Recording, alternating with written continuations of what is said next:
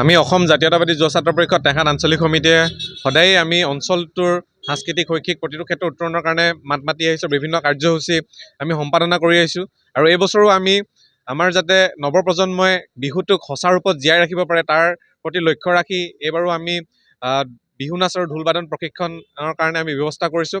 অহা 29 মাৰ্চৰ পৰা 12 এপ্ৰিল তাৰিখলৈকে আমাৰ বিহু নাচ আৰু ঢোল বাদন কৰ্মশালা হ'ব আৰু উক্ত বিহু নাচৰ কাৰণে আমাৰ ববিতা নেওগ আহিব আৰু তাৰ সমান্তৰালভাৱে ঢোল বাদনৰ কাৰণে টঙালী বিহুৱা দল আহিব আৰু আমাৰ যি শেষৰ অনুষ্ঠান 12 এপ্ৰিলৰ দিনাখন যি এটা সাংস্কৃতিক অনুষ্ঠান সন্ধিয়া অনুষ্ঠিত হ'ব আৰু তাত ৰোহন চানে তেওঁৰ গীতৰ শৰাই আগবঢ়াব আৰু গতিকে সমগ্ৰ টেঙাখাতবাসী ৰাইজক আমি উক্ত অনুষ্ঠানত লৈ আমন্ত্ৰণ জনাইছোঁ আৰু বৰ্তমানলৈকে প্ৰায় 70-80 গৰাকী যি নতুনকৈ নাচনী প্ৰশিক্ষণৰ বাবে তেওঁলোকে আমাৰ লগত যোগাযোগ কৰিছে। গতিকে আমি সমূহ টেঙাখাতবাসী ৰাইজক আমি এই বিহু নাচ আৰু ঢোল বাদন প্ৰশিক্ষণলৈ আমি আমন্ত্ৰণ জনাইছোঁ। আমাৰ এয়া মানে দুপৰীয়া 3 বজাৰ পৰা আৰম্ভ হ'ব আৰু আপোনাৰ টেঙাখাত প্ৰেক্ষাগৃহত অনুষ্ঠিত হ'ব। গতিকে সমূহ টেঙাখাতবাসী ৰাইজক তথা ইচ্ছুক যিসমূহ বিহু নাচ আৰু ঢোল বাদনৰ কাৰণে যিসমূহ ইচ্ছুক আছে তেওঁলোকক অতি শীঘ্ৰে আমাৰ অসম জাতীয়তাবাদী যুৱ ছাত্ৰ পৰিষদৰ সৈতে যোগাযোগ কৰিবলৈ আমি আহ্বান জনালোঁ।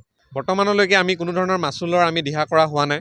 আমি যিমান পাৰোঁ যিখিনি প্ৰশিক্ষাৰ্থী আহিব বা যিখিনি ছাত্ৰ ছাত্ৰী আহিব তেওঁলোকক আমি আচলতে বিহুটোক আচলতে প্ৰকৃতাৰ্থত আমি যাতে জীয়াই ৰাখিব পাৰোঁ তাৰ কাৰণেহে আমি প্ৰয়াস কৰিছোঁ। গতিকে টেঙাখাতবাসী ৰাইজ আছে সকলোৰে সহায় সহযোগিতা আমি নিশ্চয়কৈ এখন সফল ৰূপত আমি সাফল্যমণ্ডিত কৰিব পাৰিম বুলি আমি বিশ্বাস আছে।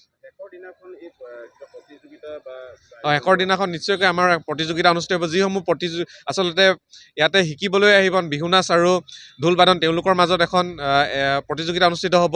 ইয়াৰ সমান্তৰালভাৱে উক্ত দিনাখনেই আমাৰ টেঙাখাতৰ বিভিন্ন ক্ষেত্ৰত কাম কৰি থকা লোকক আমি সম্বৰ্ধনা জ্ঞাপন কৰিম আৰু তাৰ পাছত সাংস্কৃতিক সন্ধিয়াও অনুষ্ঠিত হ'ব। গতিকে সমূহ টেঙাখাতবাসী ৰাইজৰ সহায় সহযোগিতা কামনা কৰিলোঁ।